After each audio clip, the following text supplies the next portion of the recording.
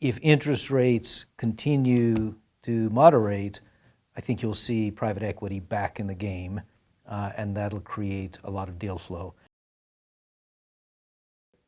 Joining me today is Robin Panovka, partner with Wachtell, Lipton, Rosen Katz. Robin, here at REITwise, you were on a panel focused on M&A. How would you characterize the deal landscape for REITs this year? You know, I think this year we're hopefully going to see an uptick.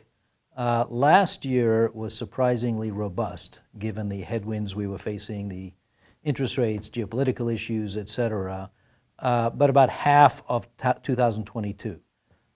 So the question really that was being talked about today is 24 going to look more like 22 or more like 23?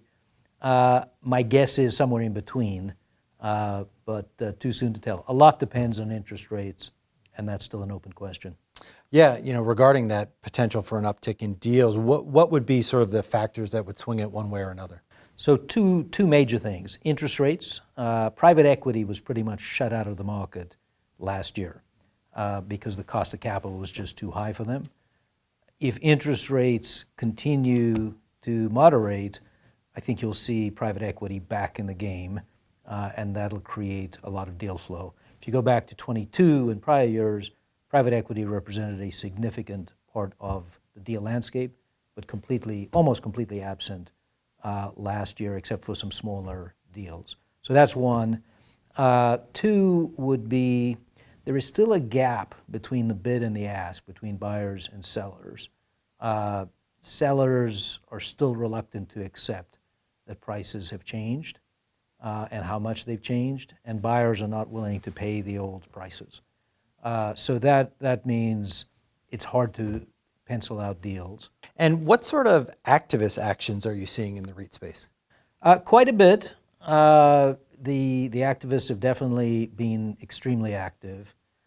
The old game of basically saying to a REIT, you should sell yourself because your assets are worth more than your stock price, that's not really panning out right now. Most REITs are trading below NAV, or at least perceived NAV. So they're not doing that. They're shorting sectors that are out of favor or are going through complicated times like office, et cetera, and then focusing on various niche issues to try to improve performance. But you know, in many cases, they don't really have a thesis for creating value, and I think they're a little frustrated with that. And finally, I'll ask you to put on your crystal ball a little bit. What do you see as the three biggest themes for REIT M&A in 24? So I think you're going to see a continued push to consolidate both the REIT industry and move more and more commercial real estate into REITs. We went through some interesting data on the panel earlier. The equity market cap of the REIT space doubled in the last 10 years. People know it's growing, but I was a little surprised to see that it actually had doubled in 10 years. So it continues to grow as more and more real estate moves in, even though we've had probably a decrease in the value of the assets. And two, consolidation. So one of the other interesting data points this morning was the top 15 biggest REITs represent 55% of the market cap of the entire industry.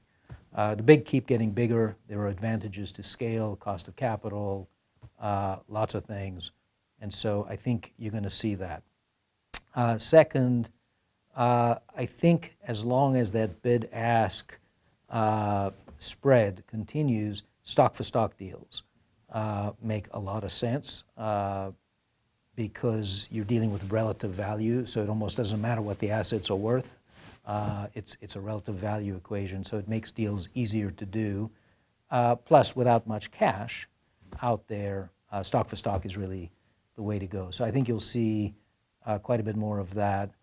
And then I do think as interest rates moderate, the private equity guys are going to jump back in the game. They're sitting on a massive amount of dry powder.